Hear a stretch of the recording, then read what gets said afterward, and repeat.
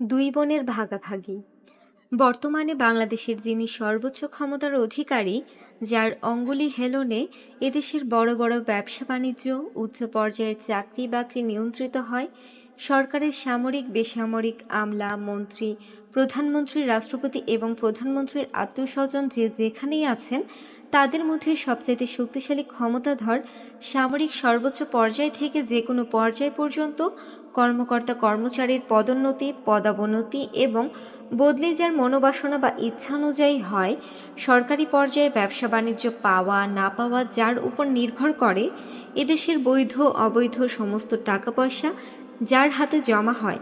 বর্তমানে প্রধানমন্ত্রী শেখ হাসিনা পরিবারের ক্যাশিয়ার, যিনি একমাত্র রাজনীতি ছাড়া গোটা দেশের অর্থনীতি একক হস্তে পরিচালনা করেন, যিনি এদেশের মানুষের জন্য বিন্দুমাত্র ভালোবাসা, মায়া, মমতার লেশমাত্র নেই, যার এদেশের মানুষকে শিয়াল কুত্তার জাত, নিমক হারামের জাত ছাড়া অন্য কিছু ভাবেন না, অন্য কিছু বলেন না, যিনি মাঝরাতে ঘুম ভেঙে গেলে অথবা রাত পোহালে যদি শুনতে পেতেন এদেশের 12 কোটি মানুষ সকলেই মহাপ্রলয়ে নিহত হয়ে গেছে, তাহলে খুশিতে আত্মহারা হয়ে যাবেন, যিনি সদা সর্বত্র এদেশের মানুষের অনিষ্ট অমঙ্গল ছাড়া অন্য কিছু চিন্তা এবং কামনা করেন না, যিনি তিনি আর কেউ নন, তিনি হলেন জাতির জনক বঙ্গবন্ধু শেখ মুজিবুর রহমানের দ্বিতীয় কন্যা, প্রধানমন্ত্রী শেখ হাসিনার আদরের ছোট বোন শেখ রেহানা। 7 জুলাই 1996-এর অপরাহ্নে তিনি এলেন গণভবনে। তারই বড় বোন প্রধানমন্ত্রী শেখ হাসিনার কাছে এসে সরাসরি প্রধানমন্ত্রী শেখ হাসিনাকে চিৎকার করে বললেন, এই শেখ মুজিবকে একা তোমার বাপ? শেখ মুজিবকে আমার বাপ না? আমার ভাগ কই? আমি কি ভাগ পাই না? তুমি শুধু একা খাবা? আমিও সমান ভাগ পাই, সমান ভাগ চাই। আমার ভাগ কই? আমার 5টা মন্ত্রী দিতে হবে। প্রধানমন্ত্রী শেখ হাসিনা দাঁত কটমট করে বললেন, তুই মন্ত্রী দিয়ে কি করবি? টাকা চাস তো টাকা পেয়ে যাবি। বঙ্গবন্ধু কন্যা শেখ রেহানা বললেন, আমি এত কিছু বুঝি না, আজই আমার 5 জনকে মন্ত্রী বানাতে হবে।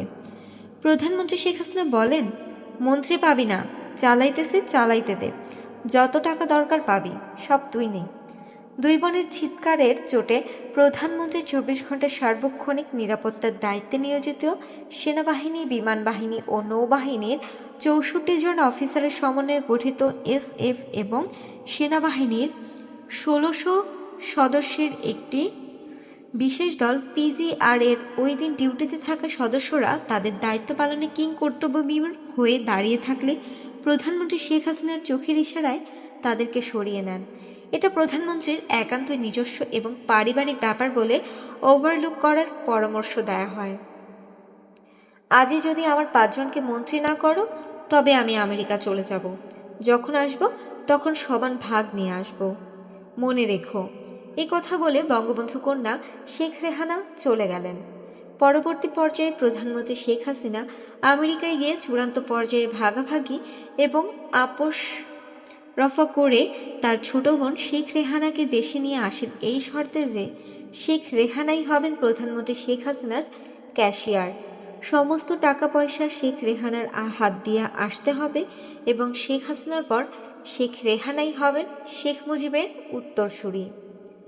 শেয়ার বাজার কেলেঙ্কারি। 1996 সালে জুলাই মাসের মাঝামাঝি সময়ে প্রধানমন্ত্রী শেখ হাসিনার ছোট বোন শেখ রেহানার স্বামী শফিক সিদ্দিকী শেখ হাসিনার লাল রঙের নিশান পেট্রোল জিপ গাড়িতে এবং হলুদ নম্বর প্লেট লাগিয়ে 2টি টয়োটো গাড়িতে করে 2 জন শিখ, 3 জন মারোয়ারি ও 2 জন ভারতীয় বাঙালিকে সঙ্গে নিয়ে এসে প্রতি সন্ধ্যায় প্রধানমন্ত্রী শেখ হাসিনার সরকারি বাসভবন গণভবনের 5 নম্বর বৈঠকখানায় গুরুত্বপূর্ণ মিটিং করতেন। মিটিংয়ে বসার আগে শফিক সিদ্দিকী মোটরসাইকেল আরোহীর কাছ থেকে ঢাকার মতিঝিলের শেয়ার মার্কেটের বিষয়ে খোঁজ খবর নিতেন। শফিক সিদ্দিকী প্রথমে জানতে চাইতেন আজকে শেয়ার মার্কেটে কেমন ভিড় হয়েছিল। মোটরসাইকেল আরোহী বলতো, মধুমিতা সিনেমা হলের বিপরীত স্টক এক্সচেঞ্জের সামনে বেশ ভিড় দেখলাম। তখন শফিক সিদ্দিকী বলতেন, বর্তমানে শেয়ার ব্যবসা খুব ভালো ব্যবসা, শেয়ার ব্যবসা করবেন, শেয়ার কিনবেন, আত্মীয়স্বজনদের বলবেন, বন্ধু বান্ধব পাড়া প্রতিবেশী সবাইকে বলবেন শেয়ার কিনতে, শেয়ার কিনলেই লাভ। প্রধানমন্ত্রী শেখ হাসিনার পৃষ্ঠপোষকতায় গণভবনে ৫ নম্বর বৈঠকখানায় প্রতি সন্ধ্যায় উক্ত ব্যক্তিদের সাথে মিটিং এর আগে মোটরসাইকেল আরোহীকে শফিক সিদ্দিকীর একই প্রশ্ন, শেয়ার মার্কেটে আজকে কত লোক হয়েছে? মোটরসাইকেল আরোহীর উত্তর, অনেক লোক হয়েছে, মতিঝিলের রাস্তা ভরে গেছে। শফিক সিদ্দিকীর একই কথা, সবাইকে শেয়ার কিনতে বলবেন। শেয়ার কেনা খুবই লাভজনক ব্যবসা, কিনলেই লাভ। এভাবে দিন যেতে লাগলো। এক পর্যায়ে প্রতিদিন সরেজমিনে শেয়ার মার্কেটের প্রকৃত অবস্থা দেখে সন্ধ্যায় গণভবনে এসে তা জানানোর জন্য মোটরসাইকেল আরোহীকে শফিক সিদ্দিকী দায়িত্ব দিয়ে দিলেন। মোটরসাইকেল আরোহী প্রতি সন্ধ্যায় প্রধানমন্ত্রী শেখ হাসিনার বাসভবন গণভবনে গিয়ে শফিক সিদ্দিকীকে শেয়ার মার্কেটের বাস্তব অবস্থা জানাতে লাগলো। আর শফিক সিদ্দিকী তা জানার পর ভারতীয় শিখ, মারোয়ারি এবং বাঙালি ব্যবসায়ীদের সাথে গুরুত্বপূর্ণ মিটিং করতে থাকলেন।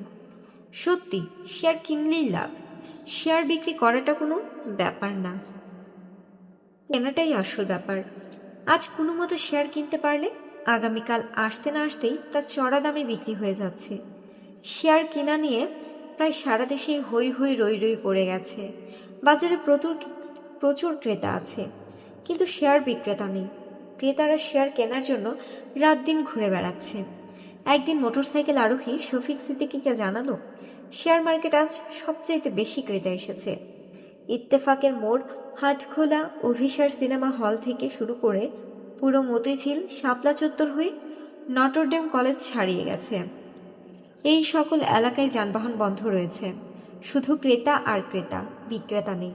শফিক সিদ্দিকী তার ভারতীয় ব্যবসায়ীদের সাথে নিয়ে গণভবনের ৫ নম্বর বৈঠকখানায় নির্ধারিত মিটিংয়ে বসলেন। অন্যান্য দিনের তুলনায় আজকের মিটিং অনেক বেশি সময় নিয়ে চলল। অন্যান্য দিন যেখানে মিটিং হয় ১.৫-২ ঘন্টা, সেখানে আজকের মিটিং হলো প্রায় ৪.৫-৫ ঘন্টা। পরের দিন শেয়ার বাজারে আরও বেশি লোক হলো এবং শফিক সিদ্দিকী তার ভারতীয় ব্যবসায়ী বন্ধুদের নিয়ে দুপুর ৩টা থেকেই গণভবনে মিটিংয়ে বসেছেন। রাত ১০টা পর্যন্ত একটানা মিটিং চলল। মিটিং শেষে ভারতীয়রা শফিক সিদ্দিকীর সাথে এমন করে করমর্দন ও বুকে বুক মিলিয়ে বিদায় নিল, তাতে মনে হলো এই বিদায় অন্যান্য দিনের মতো বিদায় নেওয়া নয়। তার পরদিন মতিঝিলের শেয়ার বাজারে শুধু বিক্রেতার ধাক্কাধাক্কি আর চিৎকার শোনা গেল, কিন্তু শেয়ার ক্রেতা খুঁজে পাওয়া গেল না। প্রধানমন্ত্রী শেখ হাসিনার সরকারি বাসভবন গণভবনে শফিক সিদ্দিকী ও তার ভারতীয় ব্যবসায়ীদেরও দেখা গেল না। ওরা ৬ জন মুক্তিযোদ্ধা। ১৯৭৫-এর ১৫ই আগস্ট শেখ মুজিবুর রহমান নিহত হওয়ার পর ওই হত্যাকাণ্ডের প্রতিবাদে কাদের সিদ্দিকীর সঙ্গে মিলে যে সকল মুক্তিযোদ্ধা দ্বিতীয়বার যুদ্ধ করেছিল,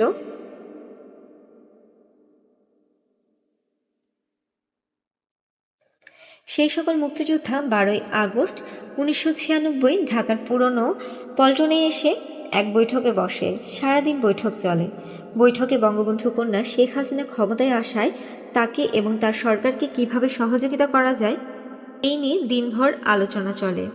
হালুয়াঘাট এবং নলিতাবাড়ি থানার প্রখ্যাত মুক্তিযোদ্ধা বৈদ্যনাথ কর তার বক্তৃতায় কেন জানি খুবই আবেগপ্রবণ হয়ে বলতে লাগলো, ৭১-এর মহান মুক্তিযুদ্ধে যুদ্ধ করেছি, যুদ্ধে পরাজিত হয়েছি, কিন্তু মরি নাই।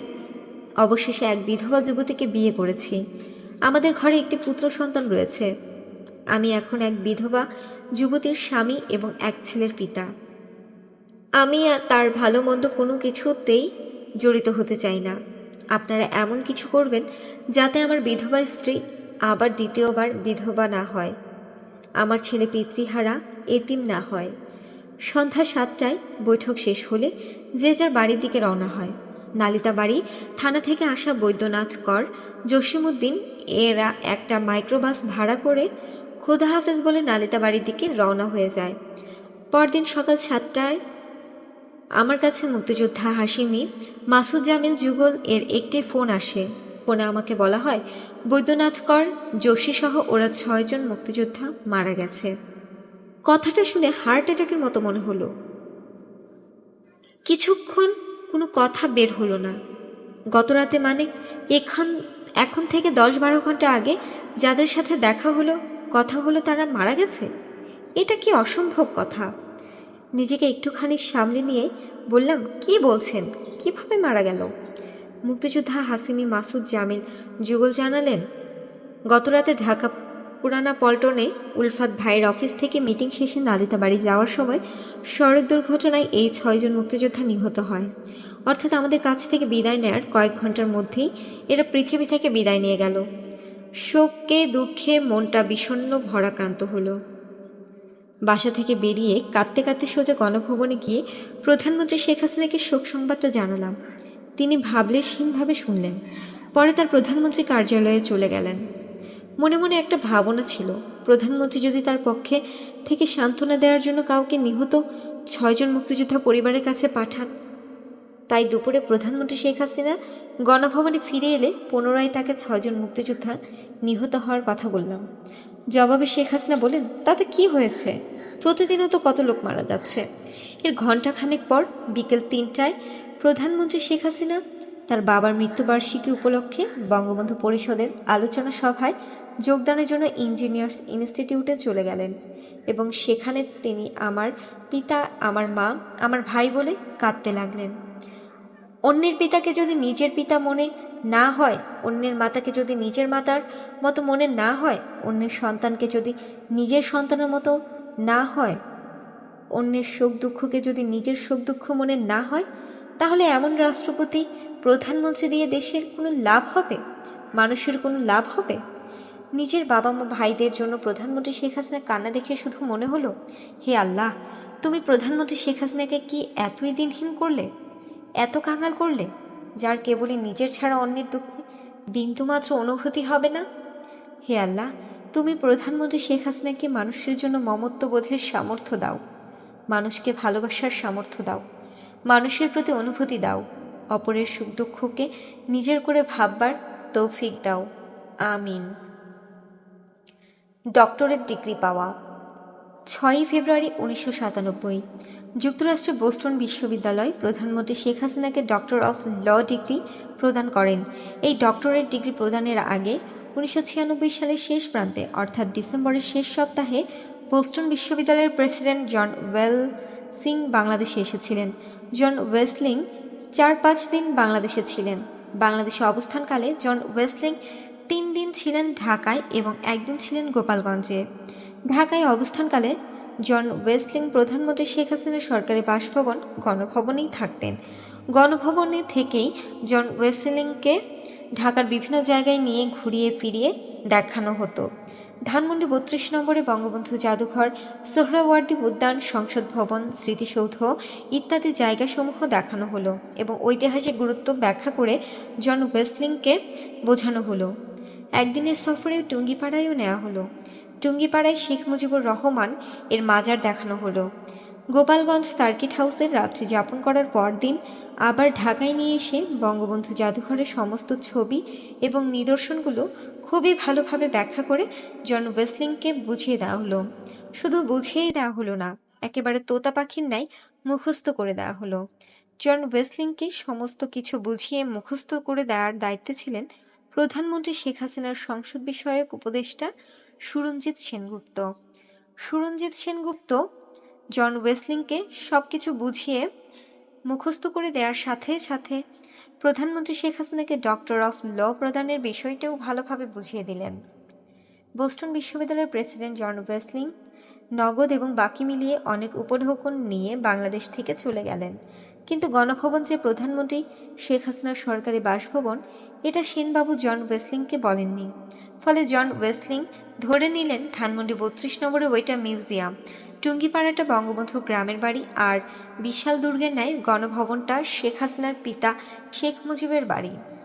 তাই 6 ফেব্রুয়ারি 1997 প্রধানমন্ত্রী শেখ হাসিনাকে ডক্টর অফ ল ডিগ্রি প্রদানকালে যুক্তরাষ্ট্রের বোস্টন বিশ্ববিদ্যালয়ের প্রেসিডেন্ট জন ওয়েসলিং যে মানপত্র পাঠ করেন তার এক জায়গায় লিখেছেন, বাংলাদেশের প্রধানমন্ত্রী শেখ হাসিনা আপনাকে আপনার পিতার বিশাল দুর্গের মতো পৈতৃক বাসভবনে বন্দী রাখলেও আপনার উদ্যমকে, আপনার চেতনাকে দমিয়ে রাখতে পারেনি।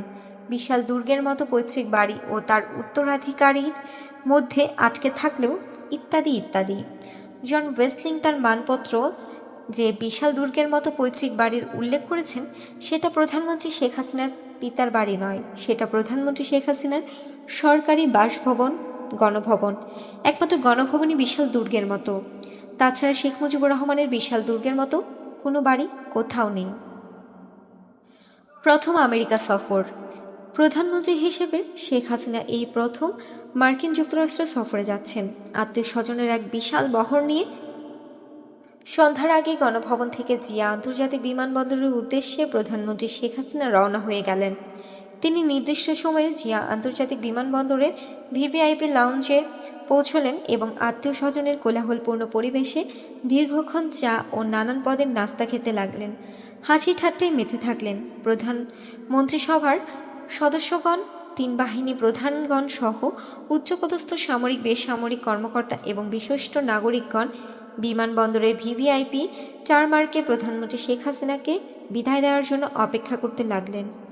এদিকে প্রধানমন্ত্রী শেখ হাসিনার বাবার ফুফাতো ভাইয়ের ছেলে প্রধানমন্ত্রী শেখ হাসিনার এপিএস বাহাউদ্দিন নাসিম নতুন দৃষ্টান্ত স্থাপন করার জন্য বিমানবন্দর কর্তৃপক্ষকে প্রধানমন্ত্রীকে বহন করার চার্টার্ড বিমানটিকে প্যাসেঞ্জার টারমার্কে লাউঞ্জে নিয়ে যাওয়ার নির্দেশ দিল। বাহাউদ্দিন নাসিম বলল, আমাদের প্রধানমন্ত্রী এতই অধিক সাধারণ যে তিনি ভিভিআইপি টারমার্কের পরিবর্তে সাধারণ যাত্রীদের টারমার্ক দিয়ে বিমানে উঠে এক নতুন দৃষ্টান্ত স্থাপন করবেন। কাজেই প্রধানমন্ত্রী শেখ হাসিনার বাবার ফুফাতো ভাইয়ের ছেলে এপিএস নাসিম বিমানকে প্যাসেঞ্জার টারমার্কে নিয়ে যাওয়ার হুকুম দিল। যথারীতি বিমানবন্দর কর্তৃপক্ষ বিমানের পাইলটকে ওই নির্দেশ দিলে পাইলট প্যাসেঞ্জার টারমার্কে বিমান নিয়ে এলো। একটু পরে এলো প্রধানমন্ত্রী শেখ হাসিনার বাবার আরেক ফুফাতো ভাইয়ের ছেলে এবং প্রধানমন্ত্রী শেখ হাসিনার চিফ সিকিউরিটি নজিব আহমেদ নজিব। নাসিমের নির্দেশে প্রধানমন্ত্রী বিমান প্যাসেঞ্জার টারমার্কে নেওয়া হয়েছে এই কথা শোনা মাত্র নজিব বলল, প্রধানমন্ত্রী ভিভিআইপি টারমার্ক দিয়ে বিমানে উঠবে। বিমান ভিভিআইপি টারমার্কে ফেরত আনা হোক। যথারীতি বিমানকে ভিভিআইপি টারমার্কে ফেরত আনা হলো। কিছুক্ষণ পরে প্রধানমন্ত্রী এপিএস বাহাউদ্দিন নাসিম এসে শুনল তার চাচাতো ভাই নজিব বিমান ভিভিআইপি টারমার্কে ফেরত এনেছে। তখন নাসিম বিমান কর্তৃপক্ষকে বলল, আমি প্রধানমন্ত্রীর এপিএস, আমি প্রধানমন্ত্রীর ভাবমূর্তি গড়ে তুলি, আমি প্রধানমন্ত্রীর প্রোগ্রাম তৈরি করি, আপনারা কি আমার চাইতে বেশি বোঝেন? সমস্ত সাংবাদিকদের আমি প্যাসেঞ্জার লাউঞ্জে পাঠিয়েছি, আমি যা বলি সেভাবে কাজ করেন। প্রধানমন্ত্রী বিমান প্যাসেঞ্জার টারমার্কে পাঠান। বিমান কর্তৃপক্ষের মৌখিক নির্দেশে পাইলট আবার বিমান প্যাসেঞ্জার টারমার্কে নিয়ে এলো। প্রধানমন্ত্রী এপিএস বাহাউদ্দিন নাসিমের চাচাতো ভাই প্রধানমন্ত্রী চিফ সিকিউরিটি নজিব আহমেদ নজিব প্রধানমন্ত্রী শেখ হাসিনাকে বিমান রেডি বলে এসে বিমান আবার প্যাসেঞ্জার টারমার্কে লাগানো হয়েছে শুনেই হারামজাদা কুত্তার বাচ্চা বলে গালাগালি দিতে দিতে কার নির্দেশে বিমান সরানো হয়েছে জিজ্ঞেস করলে নাসিম বলল, আমার নির্দেশে বিমান সরানো হয়েছে, আমি বিমান প্যাসেঞ্জার টারমার্কে নিয়েছি। নজিব বলল, তুই বিমান সরানোর কে? আমি চিফ সিকিউরিটি, আমার নির্দেশে বিমান চলবে। নাসিম বলল, আমার নির্দেশে বিমান চলবে। নজিব বলল, দেখ বেশি কথা বলবি না, খারাপ হইয়া যাইব। নাসিম বলল, আমি কি তোমার মাথা তামক খাই যে তোমার ডর দেখাও? প্রধানমন্ত্রী শেখ হাসিনার বাবার দুই ফুফাতো ভাইয়ের দুই ছেলে এপিএস বাহাউদ্দিন নাসিম এবং চিফ সিকিউরিটি নজিব আহমেদ নজিবের মধ্যকার ঝগড়ার মুখে বিমান কর্তৃপক্ষ অসহায়ের ন্যায় দাঁড়িয়ে রইল। এমনিভাবে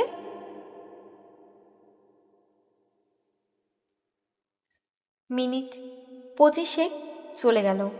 ওদিকে প্রধানমন্ত্রী শেখ হাসিনা বিমানে ওঠার জন্য ভিভিআই রেস্টরুম থেকে বাইরে এসে দাঁড়িয়ে রইলেন এবং বললেন, কি ব্যাপার, আমাকে এখনো বিমানে তুলছে না কেন? দুই চাচাতো ভাই নজিব নাসিমের ঝগড়া থামানোর জন্য দুই চাচাতো ভাইয়ের চাইতেও অনেক অনেক বেশি ক্ষমতাধর ব্যক্তি, বলতে গেলে ক্ষমতার শীর্ষের 3-4 নম্বর ব্যক্তি, যিনি সচরাচর নজিব নাসিমদের ব্যাপারে হস্তক্ষেপ করেন না, কিন্তু যাকে দেখলে নজিব নাসিম ভয়ে এবং কৌশলগত কারণে নেতিয়ে পড়ে, পাগলের মতো টাকা পয়সার দিকে ছোটা ছাড়া আর অন্য কোনো কাজ নেই যার, তিনি প্রধানমন্ত্রী শেখ হাসিনার চাচাতো ভাই শেখ নাসিরের বড় ছেলে শেখ হেলাল এমপি এসে উপস্থিত হলো। নজিব নাসিম ভয়ে এবং কৌশলগত কারণে নেতিয়ে গেল। শেখ হেলাল এমপি বলল, প্রধানমন্ত্রী দাঁড়িয়ে রয়েছে আর এখনো বিমানের ব্যবস্থা হয় নাই, যান ভিভিআইপিতে বিমান লাগান। কর্তৃপক্ষ ভিভিআইপি টারমার্কে বিমান নেওয়ার জন্য মৌখিক নির্দেশ দিলেন। ভিভিআইপি আর প্যাসেঞ্জার টারমার্কে বারবার বিমান নেয়া এবং আনার পরিপ্রেক্ষিতে এবার বিমানের পাইলট ভিভিআইপি এবং প্যাসেঞ্জার টারমার্কের মাঝখানে বিমান রেখে দিয়ে কর্তৃপক্ষকে বলল, আমাকে লিখিত দিতে হবে, লিখিত ছাড়া বিমানের চাকা একবারও ঘুরবে না। এবার বিমান কর্তৃপক্ষ আরও বিপাকে পড়ল। কর্তৃপক্ষ লিখিত দেওয়ার পর পাইলট ভিভিআইপি টারমারকে বিমান নিয়ে গেল। প্রধানমন্ত্রী আমেরিকার উদ্দেশ্যে যাত্রা শুরু করলেন। যদিও এই সমস্ত কারণে প্রধানমন্ত্রী শেখ হাসিনার যাত্রা শুরু করতে ঘণ্টা দেড়েক দেরি হলো এবং প্রধানমন্ত্রী শেখ হাসিনা অসন্তোষ প্রকাশ করলেন, কিন্তু প্রধানমন্ত্রী শেখ হাসিনা কার উপর অসন্তোষ প্রকাশ করলেন তা বোঝা গেল না।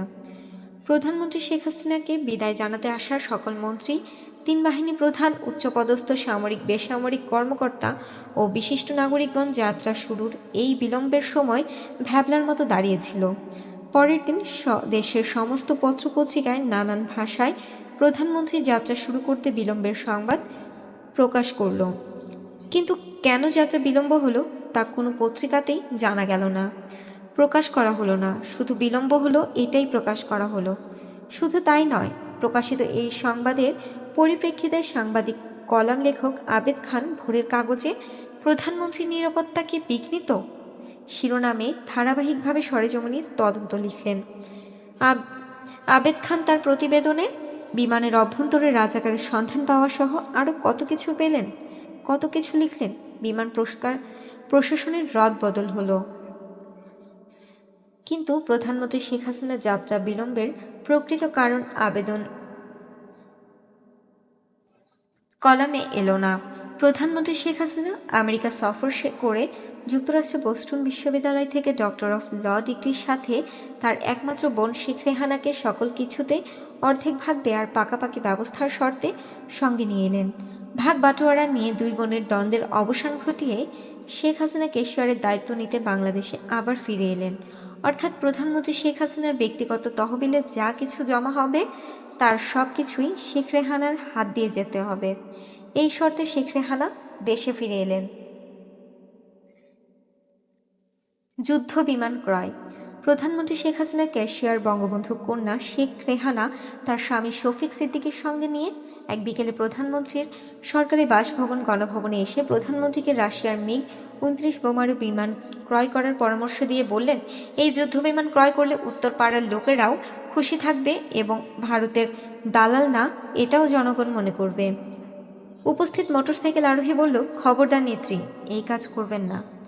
দেশের কোটি কোটি মানুষ বেকার।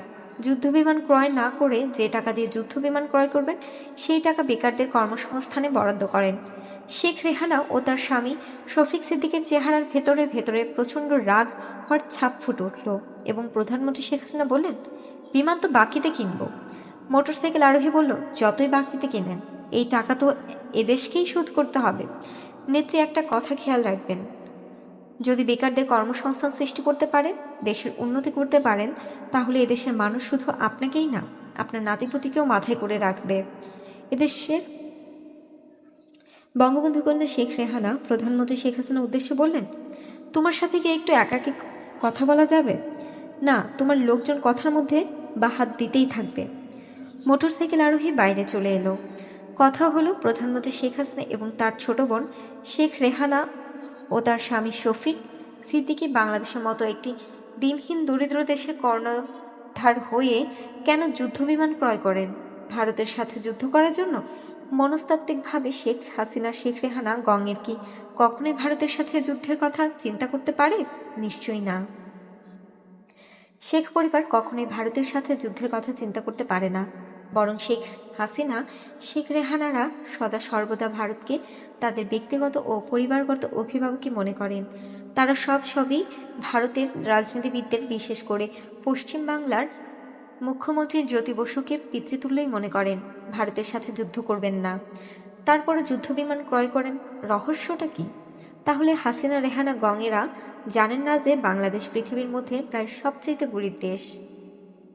এদেশের মানুষের দিনে আধপেটা আহার জোটে না, বস্ত্র নেই, শিক্ষা নেই, বাসস্থান নেই। এসব কি তারা জানেন না? নিশ্চয়ই জানেন। তারা সবাই মানেন। আবার এটাও নিশ্চিত যে আর যাই হোক, শেখ হাসিনা রেহানারা তাদের অভিভাবক ভারতের বিরুদ্ধে যুদ্ধ করার জন্য কখনোই যুদ্ধবিমান ক্রয় করবেন না। তাহলে তারা যুদ্ধবিমান ক্রয় করেন কেন?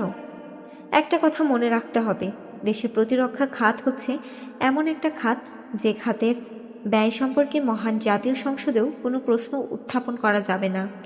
রাষ্ট্রীয় নিরাপত্তাজনিত কারণেই প্রতিরক্ষা ব্যয় সম্পর্কে কোথাও কোনো প্রশ্ন তোলা যাবে না। শুধু আমাদের দেশেই নয়, অন্যান্য দেশেও একই নিয়ম। সেজন্যই ভারতের প্রয়াত প্রধানমন্ত্রী রাজীব গান্ধীর বোফোর্স কেলেঙ্কারিতে স্পষ্ট জড়িত থাকা সত্ত্বেও ভারতের পার্লামেন্টে এ নিয়ে তেমন হইহুল্লোড় হয়নি। এই প্রতিরক্ষা খাত থেকেই বর্তমান বিশ্বে সবচেয়ে বেশি দুর্নীতি হচ্ছে।